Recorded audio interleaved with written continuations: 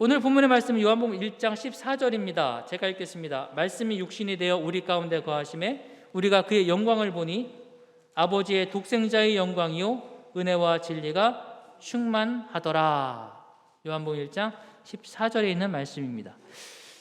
예수님의 생애를 우리가 지금 아침마다 말씀을 읽는 분들이 예수님의 생애를 읽고 있는데요. 오늘 마가복음을 하고 있는데 예수님의 생애를 기록한 책이 성경에 4권이 있습니다. 아시죠? 마태복음, 마가복음, 누가복음, 요한복음 4권이 있어요. 이 4권의 시작이 각각 이렇습니다. 먼저 마태복음 1장은 이렇게 시작합니다. 아브라함과 다윗의 자손 예수 그리스도의 계보라 그랬습니다. 예수님의 족보 시작합니다. 예수님의 이야기를 하려니까 예수님의 출생 이야기부터 시작을 하는 것입니다. 마가는 이렇게 시작합니다. 하나님의 아들 예수 그리스도의 복음의 시작이라 이렇게 이야기하고 어디부터 시작하는가 하면 침례 요한 이야기부터 시작합니다. 침례 요한이 나타나고 예수님이 침례 받으시고 그러면서 복음이 시작되지 않습니까? 거기부터 시작을 해요. 누가복음 1장 1절은 이렇게 시작합니다. 우리 중에 이루어진 사실에 대하여 데오빌로 각하에게 내가 자세히 기록하여 드리겠습니다 라고 이야기하면서 누가복음도 침례 요한의 이야기부터 시작을 합니다. 마태는 족보부터 시작하고 마가, 누가는 침례 요한부터 시작해서 예수님의 침례 이야기로 예수님의 사역을 시작합니다. 요한복음은 그런데 이렇게 시작돼요. 요한복음 1장 1절 태초에 말씀이 계시니라. 이 말씀이 하나님과 함께 계셨으니 이 말씀은 곧 하나님이시니라. 이렇게 시작해요. 마태, 마가, 누가는 AD 31년을 기점으로 기록이 시작되잖아요. 그렇죠?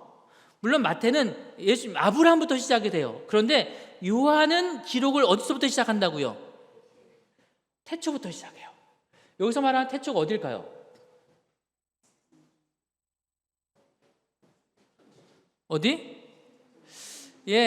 물론 여기서 말하는 태초에 대한 가장 근본적인 대답은 영원 전을 말하는 것입니다. 태초에 말씀이 계시니라. 이 말씀이 예수님이고 예수님은 언제부터 계셨어요? 영원 전. 이 세상이 언제인지 모르지만 그 전에 시작이 없는 그 전부터 주님은 말씀이 계시니라는 말인데, 그러나 우리는 이 말씀을 읽으면서 언뜻 우리 머리에 떠오르는 성경절은 창세기 1장 1절이 떠오릅니다. 태초에 하나님이 천지를 창조하시니라. 태초에는 같은 단어로 시작하잖아요. 그렇죠? 태초에입니다. 창세기 1장 1절은 태초에 하나님이 천지를 창조하시니라 이렇게 시작하는데, 이 말과 요한복음 1장 1절은 어떤 연관성을 가지고 있느냐 하면 이런 연관성을 가지고 있어요. 하나님께서 태초에 천지를 창조하실 때 어떻게 창조하셨는지 우리가 다 잘 알죠? 어떻게 창조하셨습니까? 그렇죠. 창세기 1장 3절 하나님께서 빛이 있으라 뭐 하시니? 말씀하시니. 6절 하나님께서 물 가운데 궁창이 있어 물과 물이 나뉘게 하리라 말씀하시고. 9절 하나님께서 하늘 아래에 물이 한 곳으로 모이고 마른 곳이 드러나라 말씀하시니. 11절 하나님께서 땅은 물 위에 풀과 씨 맺는 채소와 씨 있는 열매를 맺는 과일나무를 각기 그 종류대로 내라 말씀하시니 그대로 되니라. 15절도 20절도 24절도 마찬가지입니다. 하나님께서 말씀하심으로 그대로 되었다. 하나님께서 세상을 창조하실 때 뭘로 창조하셨다고요? 말씀으로 창조하셨다는 것입니다. 그런데 요한은 말하기를 태초에 말씀이 계시니라. 이 말씀이 하나님과 함께 계셨으니 이 말씀은 곧 누구라고요? 하나님이시니라 이렇게 말하는 것입니다. 창세기 1장 1절에서 하나님께서 태초에 1장에서 말씀하시니 라고 말씀하셨는데 하나님께서 말씀하셨어요. 그런데 여러분 생각해 보세요. 하나님께서 혼자 말씀하셨을까요? 아니면 누군가에게 말씀하셨을까요? 창세기 1장에서 하나님이 말씀하시니 그랬는데 혼자 하셨을까? 누군가에게 말씀하신 걸까? 누군가에게. 창세기 1장에는 이 지구가 아직 창조가 되어지지 않아서 아무런 생명체도 없죠. 그렇죠? 대화가 돼야 한대요. 그래도 누군가에게 말씀하신 거 맞아요? 역시 원약교인들은 성경에 대한 해박한 지식을 가지고 계세요. 하나님은 혼자 말씀하신 게 아닙니다. 누군가에게 또는 무엇인가에 말씀하셨습니다. 보세요. 3절. 하나님이 빛이 있어라 말씀하시니 뭐가 있었고? 빛이 있었고. 그럼 이건 누구에게 말씀하신 거예요? 빛이 아직 안 나왔잖아. 하나님께서 말씀하실 때 대상 없이 말씀하신 건 아니에요. 그런데 하나님께서 빛이 있어라 말씀하실 때 이 대상은 뭐냐면 아무것도 없는 것, 존재하지 않는 것, 빈 곳, 카오스에 대하여를 향하여 말씀하신 것입니다. 지구에 빛이 있어요, 없어요? 아직 없어요. 그런데도 하나님께서 그 없음에 대하여 말씀하셨어요. 그러자 그 없음 속에서 무엇이 시작되었다고요? 빛이 시작되는 것입니다. 하나님은 그분의 말씀 속에 위대한 능력을 가지고 계십니까? 아무것도 없는 곳에도 말씀하시면 아무것도 없는 곳 가운데서도 순종하게 됩니다. 그리고 생겨나요. 그 다음에 물에게 말씀하셨고 땅에게 말씀하셨고 빛에게 말씀하십니다. 그러자 그 안에서 생명체들이 생겨나기 시작합니다. 물고기와 식물과 동물들이 만들어져요. 이걸 뭘로 하셨다고요? 말씀으로 하셨다라고 하는 것입니다. 말씀으로 빛이 있었고, 말씀으로 궁창이 생겨나고, 말씀으로 땅이 일어나고, 말씀으로 그 땅 위에 식물들이 생겨나고, 말씀으로 해와 달이 이루어지고, 말씀으로 물의 생물들이, 하늘의 새들이 날기 시작하고, 말씀으로 하나님께서 모든 짐승들을 종류대로 내셨다. 이렇게 이야기해요. 하나님의 뭘로? 말씀으로. 그러므로 이렇게 정의할 수 있습니다. 하나님의 말씀이 뭐가 돼요? 육신이 되고, 하나님의 말씀이 뭐가 돼요? 생명이 됩니다. 이게 창세기 1장의 이야기예요. 그런데 여러분, 요한복음 1장에서는 이렇게 말하는 거죠. 태초에 말씀이 계시니라. 이 말씀이 하나님과 함께 계셨으니 이 말씀은 곧 하나님이시니라. 만물이 그로 말미암아 지은 바 되었으니 지은 것이 하나도 그가 없이는 된 것이 없느니라. 그 안에 뭐가 있어요? 생명이 있었으니 이 생명은 사람들의 빛이라. 그리고 14절. 그 말씀이 육신이 되어 우리 가운데 거하심에 우리가 그의 영광을 보니 아버지의 독생자의 영광이요 은혜와 진리가 충만하더라. 그랬어요. 창세기 1장에서 말씀이 물질이 되고 생명이 된 것처럼 그 말씀의 본질이 요한은 말하기를 그분이 하나님이셨고 그 하나님이신 말씀을 통해서 만물이 지은 바 되었고 그 안에 생명이 있었고 그것이 우리들의 빛이다. 이렇게 말씀하십니다. 이분이 누구세요? 이분이 예수 그리스도세요. 그리고 14절 이렇게 말하는 거죠. 그 말씀이신 하나님께서 육신이 되어서 우리 가운데 오셨어요. 우리가 그분을 예수님이라고 부르는 것입니다. 그렇게 이 땅에 오신 예수님, 그분을 정의한다면 말씀이 뭐가 되신 분? 육신이 되신 분입니다. 창세기 1장의 형태가 요한복음 1장에서 다른 형태로 우리에게 보여지게 된 거예요. 그러므로 저는 오늘 말씀을 이렇게 정의하려고 합니다. 하나님의 말씀은 우리를 존재케 할 때도 하나님의 말씀은 뭐가 되신 분이고 육신이 되어서 우리가 경험하고 우리가 만지고 우리가 보고 우리가 활용할 수 있도록 그렇게 되신 분이 말씀이신 하나님이셨고 요한복음 1장에서도 우리가 하나님을 떠나서 죽음 가운데 빠져들었지만 그분이 우리를 살리시기 위하여 그분이 선택하신 방법은 말씀이신 그분이 다시 뭐가 되신 거라고요? 육신이 되셔서 우리에게 오심으로 우리가 볼 수 있게, 우리가 들을 수 있게, 우리가 만질 수 있게, 우리가 경험할 수 있게 되어지신 분, 그분이 하나님이세요. 그러므로 여러분 말씀이라는 것은 소리일 뿐이지 않습니까? 보이지 않아요. 그러나 그분은 우리를 살게 하시기 위하여 우리를 말씀으로 창조해 주시고 이 땅을 창조하셨고 우리를 살게 하시기 위하여 예수 그리스도께서 다시 육신이 되어서 우리에게 오셨어요. 하나님의 말씀은 육신이 되어 우리에게 왔을 때 우리의 생명이 된 것입니다. 오늘 저는 여러분에게 이렇게 호소하고 싶습니다. 사랑하는 믿음의 성도 여러분, 하나님의 거룩한 말씀이 오늘 저와 여러분의 삶에서 다시 한번 육신이 되어지게 되기를 간절히 바랍니다. 이제 이 말씀이 예수 그리스도를 통하여 육신이 되었다면 오늘 우리는 주님이 들려주시는 그 말씀이 저와 여러분의 삶 속에서 보여지고 만져지고 경험되어지는 변화가 있게 되기를 간절히 바랍니다. 침례 요한이 주님의 말씀을 전하고 있었어요. 사람들이 침례 요한에게 와서 이렇게 묻습니다. 당신은 누구냐? 당신 지금 무슨 말 하는 거냐? 무슨 일을 하고 있는 거냐? 당신이 누군지 나에게 말해다고 그랬어요. 그때 요한이 뭐라고 대답했는지 여러분 아시죠? 이렇게 대답합니다. 이르되 나는 선지자 이사야의 말과 같이 주의 길을 곧게 하라고 광야에서 외치는 자의 뭐라고요? 소리라. 요한이 참 겸손한 사람입니다. 요한은 단지 소리를 바라고 있는 존재가 아니라 하나님의 거룩한 말씀을 선포하고 있는 존재예요. 그런데 자신을 겸손하게 나타내려고 겸손한 의미에서 나는 그냥 뭐일 뿐이라고요? 소리일 뿐이다 이렇게 말했습니다. 그러나 침례 요한의 소리는 그냥 소리로 끝나지 않았습니다. 그의 소리를 듣고 어떤 이들은 자신이 토색한 것들을 내어놓았습니다. 어떤 이들은 가슴을 찢으면서 삶을 바꾸고 회개하였습니다. 어떤 이들은 다시 곧 오실 메시아를 위하여 자신의 삶을 준비하고 그분을 영접할 삶을 만들어 놓았습니다. 침례 요한의 소리는 그냥 소리로 끝나지 않고 어떤 이들의 삶을 바꾸는 그들의 삶에 육신으로 나타났다고 하는 것이죠.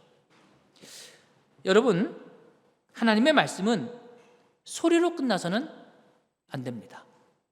특별히 예수 그리스도께서는 당신의 말씀에 대해서는 이렇게 묘사하지 않으셨습니까? 요한복음 6장 63절 같이 읽겠습니다. 시작. 내가 너희에게 이른 말은 영이요 생명이라. 침례 요한은 겸손하게 하나님의 말씀과 예수님의 말씀과 자신이 내고 있는 이 설교의 소리를 비교할 수 없으니까 나는 소리에 불과합니다 이렇게 말했지만 그럼에도 불구하고 그 소리가 사람들의 삶을 변화시켰는데 예수님은 뭐라고 말씀하시는가 하면 내가 너희에게 이른 말은 소리가 아니다. 이건 뭐라고요? 영이요 생명이다. 태초에 천지를 창조하시고 이 땅에 생명으로 가득 채우셨던 그 말씀의 본질이 예수님이시기 때문에 예수님은 오늘 당당하게 선언하시는 것입니다. 이 세상을 창조할 때 내가 내 말로 세상을 생명으로 가득 채웠던 것처럼 오늘 내가 너희에게 들려주는 이 말이야말로 너희를 죄에서부터 구원하여 영원한 생명을 얻게 하는 생명 있는 말씀이다라고 선포하시는 것입니다. 그렇다면 여러분, 오늘 예수님의 말씀이야말로 오늘 우리에게 단지 흘러가는 소리가 되지 아니하고 우리의 삶에 적용되는, 그래서 우리의 삶을 바꾸는 그러한 능력이 되어지기를 소망합니다. 어떤 이들에게는 그럼에도 불구하고 그저 소리에 소리에 불과했던 사람들도 있습니다. 대표적으로 사도행전 24장 25절에 보면 바울이 의와 절제와 장차 오는 심판을 강론하니 벨릭스가 두려워하여 대답하되 지금은 가라. 내가 틈이 있으면 너를 부르리라. 이렇게 말해요. 바울은 벨릭스에게 영이요 생명인 하나님의 말씀을 전달했습니다. 예수 그리스도가 누구인지를 그에게 이야기했습니다. 그 말을 들을 때 벨릭스의 마음이 움직였을까요? 움직이는 것입니다. 벨릭스가 그 말을 들으면서 본문에는 두려움을 느꼈다 그렇게 말합니다. 이 두려움이 어떤 두려움이에요? 내가 누구인지를 발견한 것입니다. 내가 얼마나 큰 죄인인지를 깨닫게 된 것입니다. 반면에 이 땅에 오신 예수 그리스도가 어떤 분이신지를 알게 된 것입니다. 두려움을 느꼈어요. 그럼 그다음 뭐 해야 돼요? 이 두려움은 감정이잖아요. 그죠? 이 감정이 하나님의 말씀이 그의 마음을 움직였고 그렇게 그의 마음을 움직인 그 말씀이 그다음 뭐가 된다고요? 육신이 되어야 될 차례입니다. 그에게 삶을 바꾸고 새로운 결심을 하게 하고 새로운 헌신으로 새로운 삶을 살아가도록 열매 맺어져야 되는 것입니다. 그런데 벨릭스는 거기까지 가요, 못 가요? 멈춘 것입니다. 지금은 가라. 그에게 들려온 하나님의 귀한 말씀이 가슴을 울리는 데까지 해서 끝나버렸습니다. 그가 영생을 얻었을까요? 우리가 누군가의 영생을 단언할 수 없지만 성경에서는 더 이상 그가 하나님의 말씀을 사모하고 예수님 앞에 나왔다는 이야기가 없어요. 안타깝지 않습니까? 말씀이 육신이 되지 못한 것입니다. 사랑하는 성도 여러분, 하나님의 말씀을 들은 다음에 우리도 벨릭스처럼 마음이 움직이는 경험을 하시지요. 어떤 때는 내 마음이 너무 감동되어서 눈물이 나기도 합니다. 어떤 때는 내가 정말 이렇게 계속 살면 안 되겠다라고 하는 깨달음과 각성으로 다가오기도 합니다. 하나님께서 어떻게 나의 이 악한 형편을 이렇게까지 잘하실까? 두려움으로 다가올 수도 있습니다. 그렇게 예배를 마칩니다. 집으로 돌아가요. 그리고 그 다음에 나에게 어떤 일이 일어나죠?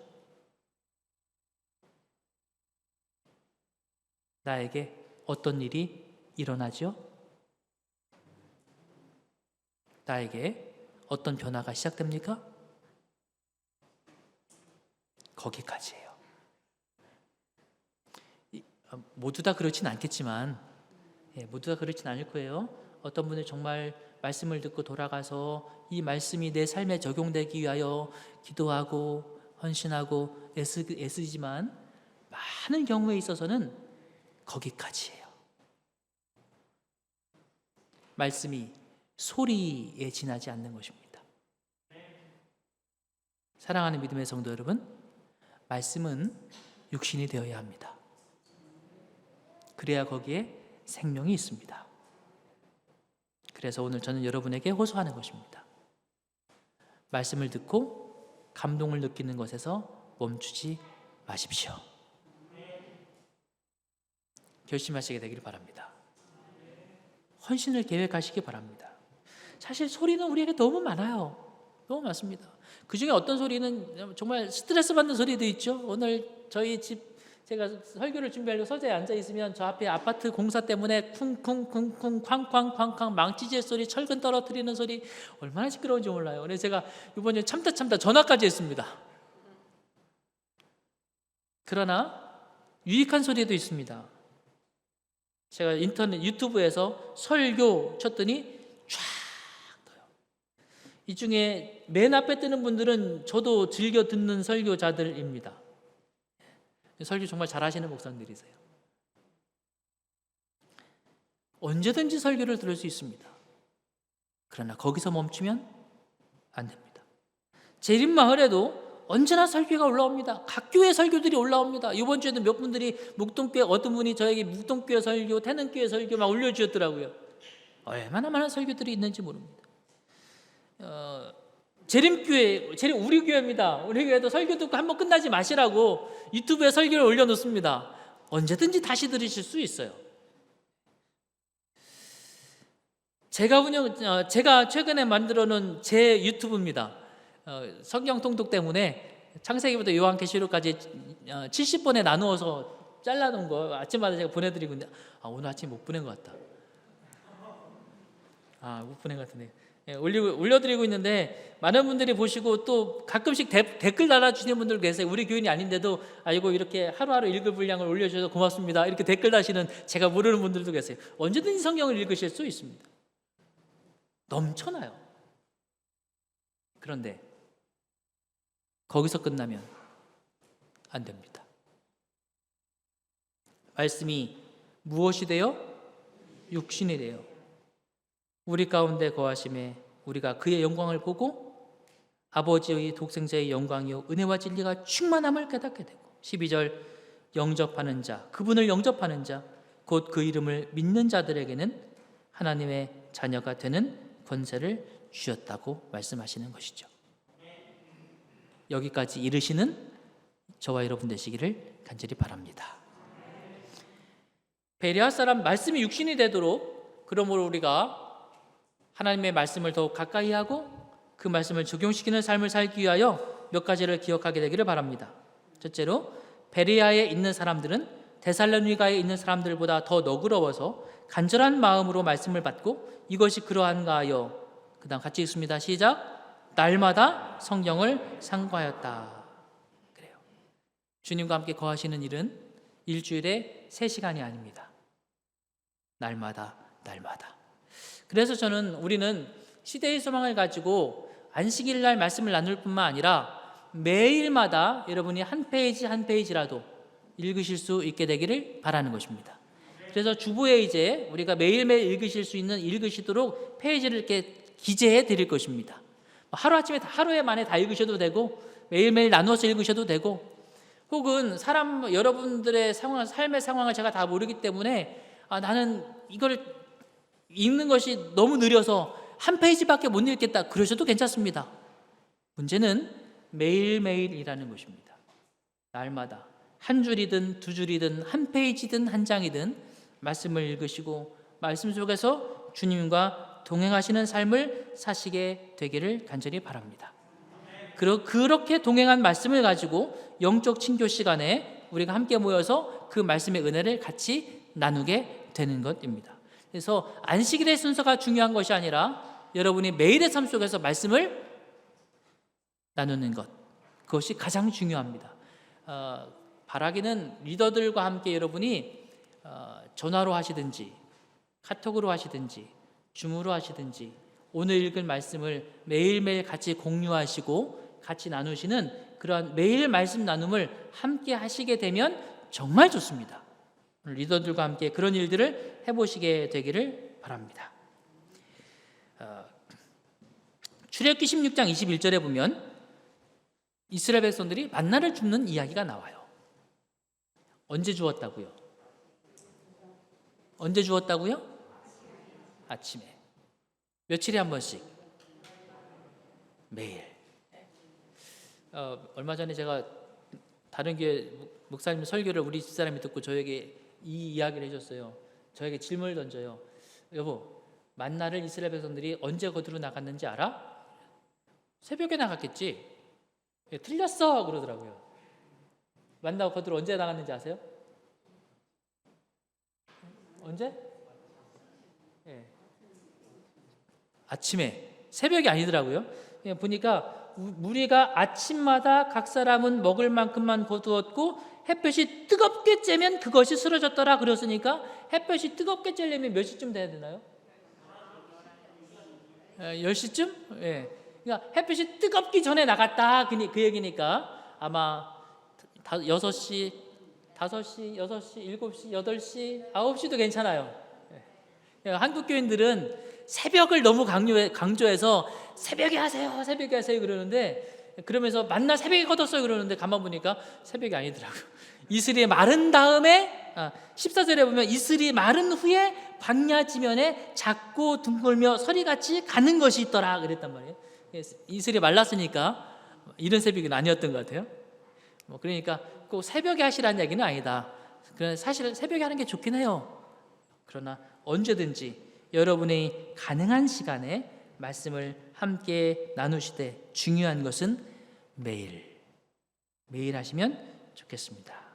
그렇게 함으로 말씀 속에서 저와 여러분이 예수 그리스도의 영광을 볼 수 있게 되기를 간절히 바랍니다. 또 우리에게 더 확실한 예언의 말씀이 있어 어두운 곳을 비추는 등불과 같으니 너희는 날이 새어 너희 마음속에 샛별이 떠오를 때까지 이 말씀을 뭐 하는 것이 좋다? 주의하는 것이 좋다. 그렇게 말하고 있습니다. 여러분 매일 말씀을 보시고 그 말씀에 깊은 영적 관심을 가지고 그 말씀을 자세히 들여다보시게 되기를 간절히 바랍니다. 언젠가 제가 설교 드릴 때 만나가 무슨 뜻이라고 했죠? 이게 뭐지? 였습니다. 이게 뭔가, 이게 무슨 뜻인가를 깊이 살피고 연구하면서 그 말씀을 통해서 하나님을 발견하시게 되기를 간절히 바랍니다. 성경을 통해서 주님께서 우리에게 말씀을 주신 이유는 두 가지입니다. 성경을 주신 목적, 첫째, 하나님은 어떤 분이신가? 둘째, 그분이 나에게 하시는 말씀은 무엇인가? 이걸 알게 하시려고 말씀을 주셨어요. 매일 말씀을 보시면서 그냥 읽으시는 것이 아니라 그 말씀 속에서 하나님을 발견하시게 되기를 바라는 것입니다. 예수님께서 말씀하셨어요. 너희가 성경에서 영생을 얻는 줄 생각하고 성경을 상고하거니와 이 성경이 누구 증거하는 거다? 나에 대해 증거하는 것이다. 그러니까 여러분 성경 보실 때 그냥 읽지 마시고 와 이거 재밌네 그게 아니라 그곳에서 예수님은 어떤 분이신가를 발견하는 것입니다. 그리고 그 예수님이 나에게 뭐라고 하시는가를 듣는 것입니다. 귀 있는 자는 들으라. 예수님께서 늘 그렇게 말씀하셨잖아요. 귀 없으신 분 없죠. 이 말은 물질적 귀를 말하는 게 아니에요. 하나님의 말씀을 읽으면서도 들으면서도 그냥 소리로 지나쳐 버리는 사람들에 대하여 말하는 것입니다. 소리로 듣지 마시고 내 마음속에 깊이 받아들이면서 곰곰이 천천히 하나님의 말씀을 들으시고 주님을 발견하시고 나에게 들려주시는 그분의 음성을 들으시는 저와 여러분 되시게 되기를 간절히 바랍니다. 그래서 베레아 사람들은 날마다 뿐만 아니라 그 위에 이렇게 말씀하세요. 간절한 마음으로 말씀을 받고. 어떤 마음으로? 간절한 마음으로. 그 다음에 정말 중요한 게 그 다음에 있습니다. 여호수아가 자신의 삶을 마치면서 110살이 되던 때에 그의 삶이 끝나간다는 것을 발견했어요. 그리고 모든 백성들을 세겜에 모읍니다. 마지막 설교를 해요. 그 설교의 내용은 하나님을 잘 믿어야 된다. 그분이 우리를 애굽에서 어떻게 구원하셨는지를 기억해라. 그분이 우리의 유일한 하나님이시다. 그분을 통하여 우리가 구원받는 데 대하여 설교를 쭉 합니다. 설교가 끝났어요. 설교 끝나면 이제 우리 뭐 하죠?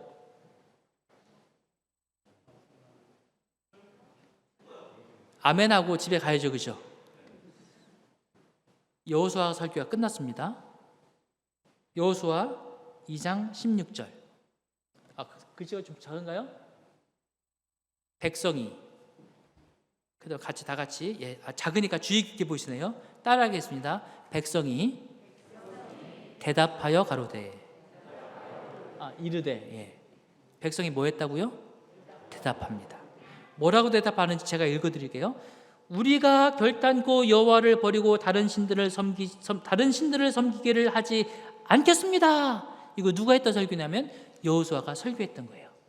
백성들이 말합니다. 우리가 당신이 말한 대로 이렇게 하겠습니다. 17절 이유를 말합니다. 이는 우리 하나님 여호와께서 친히 우리와 우리 주상들을 인도하여 애굽 땅 종되었던 집에서 올라오게 하시고 쭉쭉쭉 이야기하는데 이거 위에서 여호수아가 설교했던 겁니다. 설교를 듣고 그들이 말하기를 그러므로 우리가 이렇게 하겠습니다. 이유를 말하는 것입니다. 18절 여호와께서 또 모든 백성들과 이 땅에 거주하던 아모리 족속을 우리 앞에서 쫓아내셨음이라. 그러므로 우리도 여호와를 섬기리니 그는 우리 하나님이십니다. 이 뭐 했어요? 결심했어요. 설교가 끝나면 이거 하셔야 합니다. 첫째, 뭐 해야 된다고요? 대답하셔야 합니다.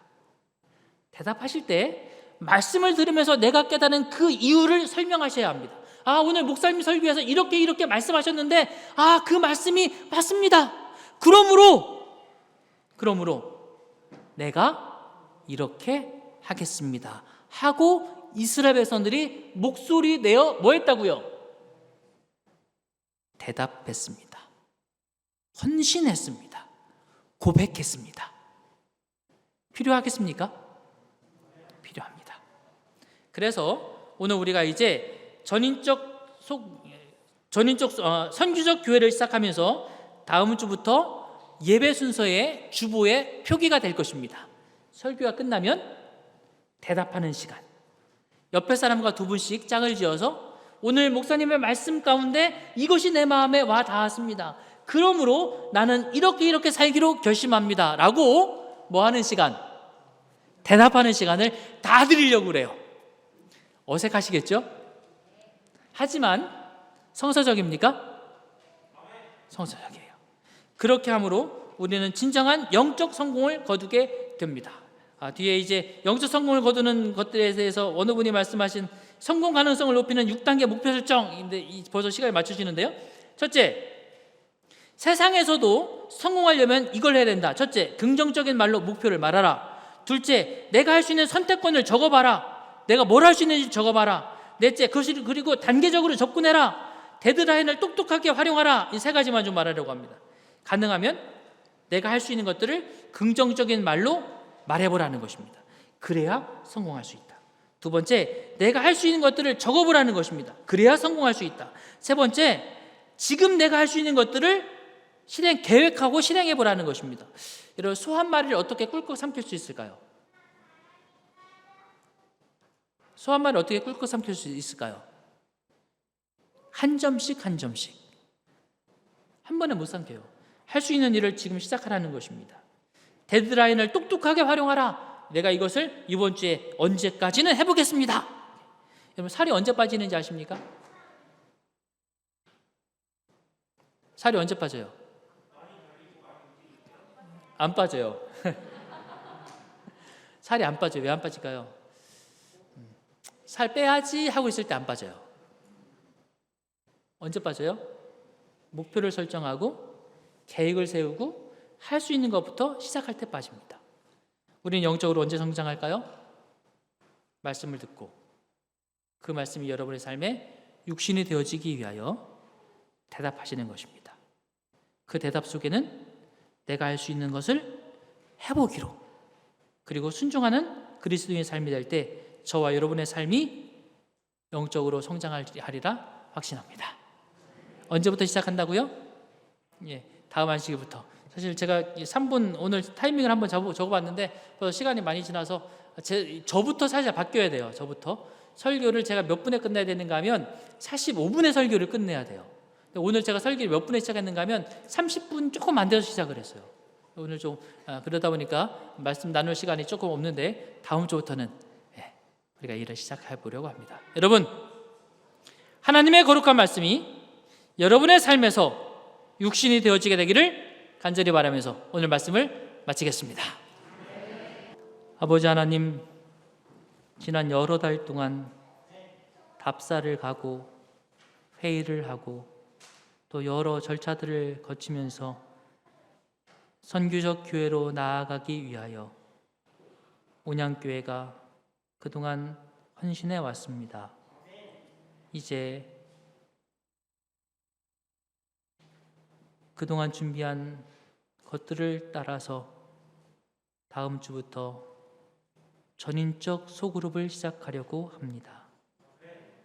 처음 시작할 때에 부족함도 있고 어설픔도 있겠지만 그러나 떼어놓은 이 한 걸음이 우리 모두에게 영적으로 성장하는 귀한 걸음이 되어질 수 있도록 인도하여 주시옵소서.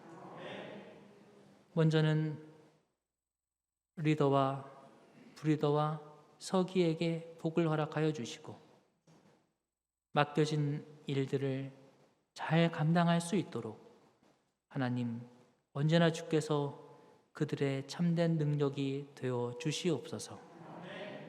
우리 모두가 말씀으로 하나 되는 주님의 제자가 되게 하여 주시옵시고 영적으로 자라나 주님의 사역을 감당하는 귀한 영혼들로 성장할 수 있도록 인도하여 주시옵시며 그리하여 온양교회를 통하여 이루시고자 하시는 주님의 귀한 영혼 구원 사역이 더 힘있게 일어나도록 은혜를 베풀어 주시옵소서. 아버지 하나님, 부족한 소자에게도 함께해 주셔서